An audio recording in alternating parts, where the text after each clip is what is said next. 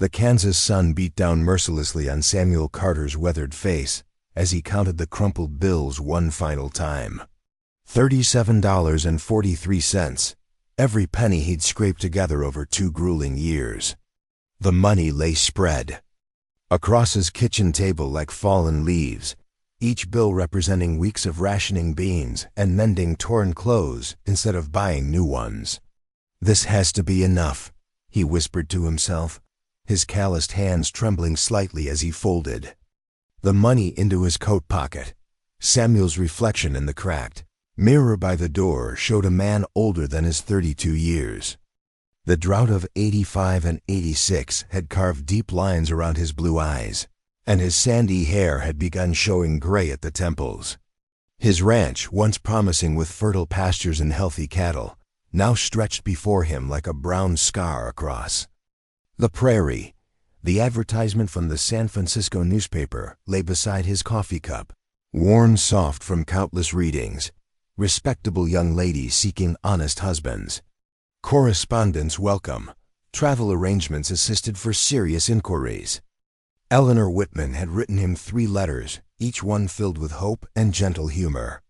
Her penmanship was elegant, educated. She described herself as 26, a teacher who'd lost her position when the local school closed. In her last letter, she'd written, "Mr. Carter, I believe we could build something beautiful together, even in difficult times.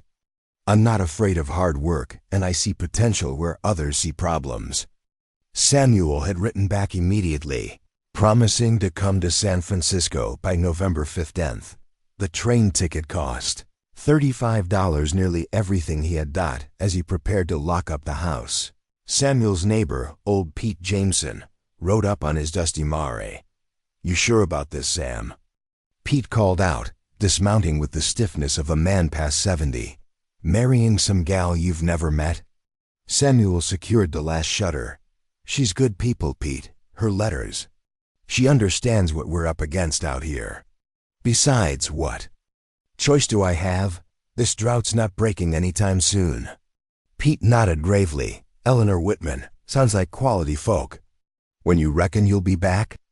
"If things go well, we'll return together next month. If not—" Samuel shrugged, unable to finish the thought. Failure meant selling the ranch, meant admitting defeat to the land that had claimed his father's dreams too. The ride to Dodge City took 4 hours.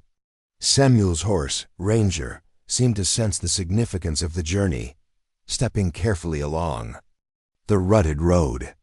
They passed abandoned homesteads, their windows like empty eye sockets staring across the barren landscape dotted the train station. Samuel tied Ranger to the hitching post and patted his neck. "Easy, boy. Mrs. Henderson will take good care of you while I'm gone." The station bustled with activity. Cowboys heading east for winter work, families relocating to California, merchants carrying sample cases. Samuel checked his pocket watch. 4:17 p.m. The westbound train would arrive at 5 o'clock sharp. He approached the ticket window, his heart pounding. The clerk, a thin man with wire spectacles, looked up expectantly. "1 ticket to San Francisco, please," Samuel said, his voice steadier than he felt. "That'll be $35. Samuel counted out the bills, leaving him with just $2.43. Enough for meals during the 3-day journey, if he was careful. As he tucked the ticket into his vest pocket, Samuel heard it, soft sobbing coming from the bench near the far wall. A young woman sat hunched over, her shoulders shaking with each quiet cry. Her red hair had escaped its pins, and her simple blue dress was travel-stained and wrinkled. Something about her posture, the way she clutched a worn carpet bag, reminded Samuel of a wounded bird. He hesitated, then approached slowly. "Excuse me, miss, are you all right?" She looked up with emerald green eyes bright with tears. Her face was pale, freckled, and pretty despite her distress.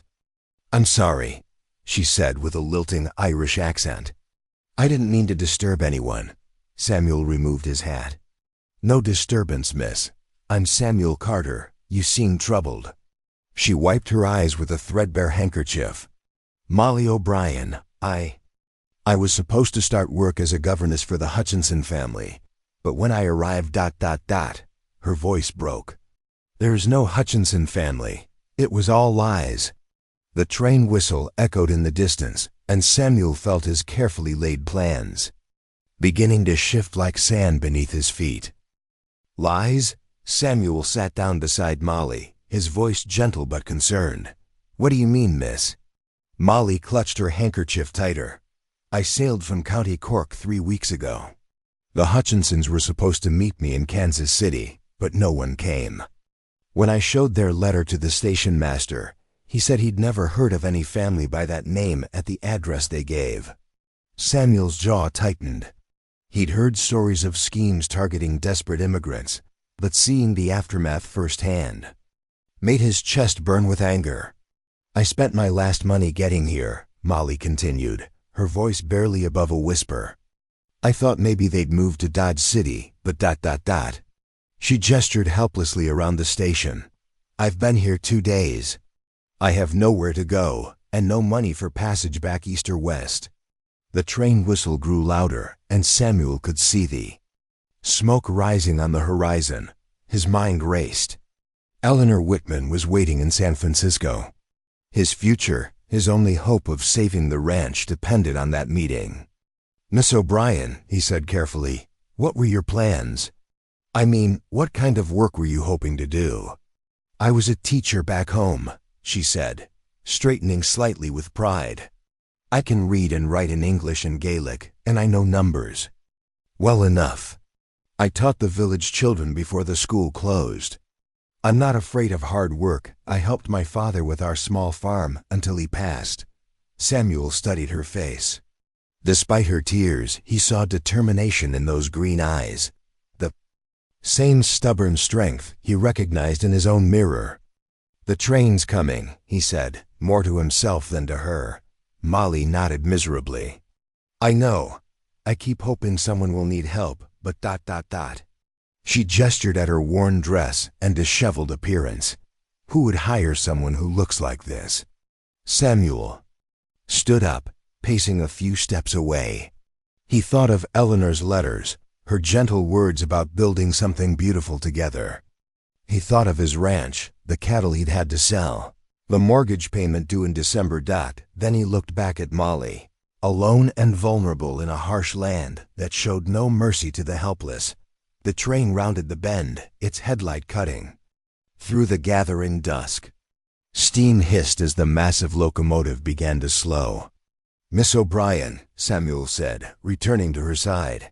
Can you cook, handle livestock, work a garden? She wiped her eyes, confused by the questions. Yes, sir. I managed our household after my mother died. I can milk cows, tend chickens, preserve food for winter. I even helped birth calves when needed. Samuel pulled the train ticket from his vest pocket and stared at it.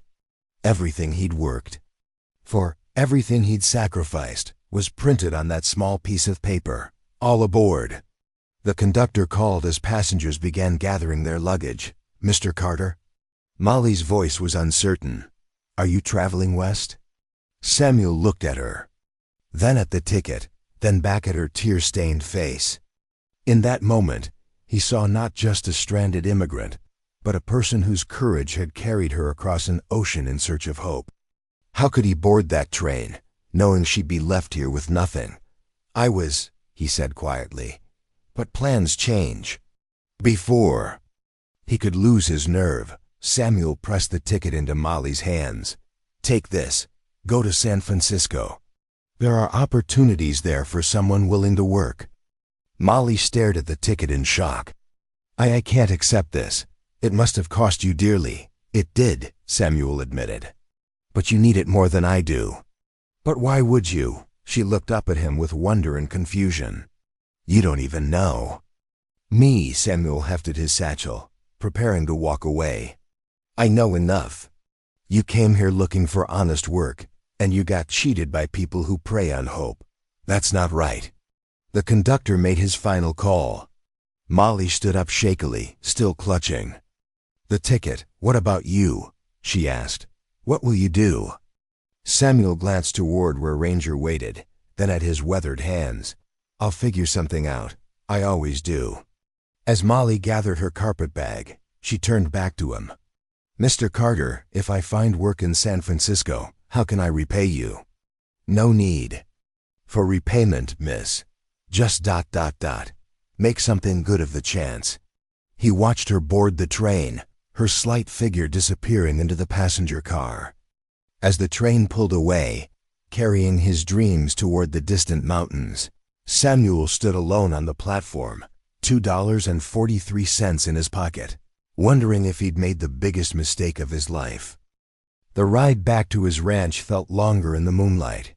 Samuel's thoughts churned like dust devils across the prairie. He'd given away his future for a stranger. Eleanor Whitman would wait in vain, and his ranch would likely face foreclosure. Before spring, Ranger seemed to sense his master's mood, stepping carefully along the familiar path. When they finally reached the small homestead, Samuel unsaddled his horse and gave him extra oats, as if the gesture could somehow make up for his uncertainty about their future. Inside the empty house, Samuel lit a kerosene lamp and sat at his kitchen table. The silence felt heavier now, filled with the weight of his decision. He pulled out paper and ink, preparing to write Eleanor a letter he'd never wanted to send. 3 days later, Samuel was mending fence posts when he heard wagon wheels approaching. He looked up to see Pete Jameson riding toward him, but he wasn't alone. A second figure sat beside him, unmistakably feminine, with red hair catching the afternoon sunlight. "Sam," Pete called out as they drew near. "Got someone here who wants to talk to you." Samuel's heart stopped as Molly O'Brien climbed down from the wagon. She wore a different dress, still simple but clean and well-fitted, and carried a small leather satchel. "Miss O'Brien, what are you doing here?" "I thought you'd gone to San Francisco." Molly approached him with determined steps, her green eyes bright, but serious. "I got as far as Denver, Mr. Carter. Had 3 days on that train too. Think about what you'd done, and about what I really wanted." Samuel set down his tools, bewildered. "But the opportunities in California, ... "I found something better in Denver," Molly interrupted, pulling an envelope from her satchel. "A letter of employment from the Denver Public School District. They're desperate for teachers, especially ones who can work with immigrant children. The salary is $45 a month." Samuel's eyes widened. $45? "That's excellent news, Miss O'Brien. You'll do well there." "I would have," she said, "but I turned it down." "You what?" Molly stepped closer, her voice growing stronger. "Mr. Carter, Samuel, you gave me that ticket when you needed it more than I did. You had plans, dreams riding on that train. I spent those 3 days thinking about why someone would do such a thing." She reached into her satchel again and pulled out $35 in crisp bills. "I wired the school in Denver. They advanced me travel money to come here instead." Samuel stared at the money, then at her. "I don't understand." "I want to make you a proposition," Molly said, her cheeks coloring slightly. "Your neighbor Pete told me about your situation. You need help, someone who can cook, manage a household, maybe even teach school if Dodge City ever decides to build one. And She paused, gathering courage. "I need a place to belong, somewhere I can build something real." "Molly," Samuel said carefully, "are you talking about a partnership?" She said quickly. "I'm not asking for marriage promises or romance. Samuel, I'm asking for a chance to prove I can be the help you need.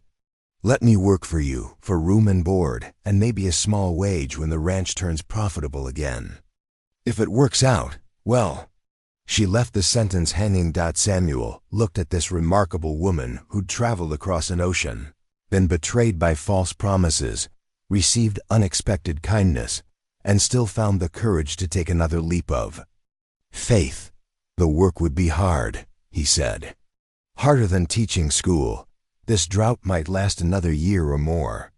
"I'm not afraid of hard work," Molly replied. And I have some ideas about drought-resistant crops from Ireland. Things that might grow even in dry conditions. Pete cleared his throat from the wagon. If it helps, Sam, I can vouch for her character. We had quite a conversation on the ride out here. She's got more grit than most folks I've met. Samuel studied Molly's face, seeing not just the pretty features but the steel underneath. She'd come back. She'd turn down a secure position to offer him partnership instead of charity. There's something else, Molly said, pulling out a folded letter. I stopped in Dodge City before coming here. There was a telegram waiting for you. Samuel unfolded the paper and read, Mr. Carter, circumstances have changed. Have accepted proposal from Mr. James Mitchell of Sacramento. Wish you well, E. Whitman. He looked up at Molly, then started laughing not from bitterness, but from the strange way life seemed to correct its own course. Well, he said, extending his hand to her, I guess fate has a sense of humor. Welcome to the Carter Ranch, partner. Molly shook his hand firmly, her smile brighter than the Kansas sun. Thank you, Samuel. I promise you won't regret this. As Pete drove away and the sun began to set, Samuel and Molly stood together on the porch, looking out over the drought-stricken land.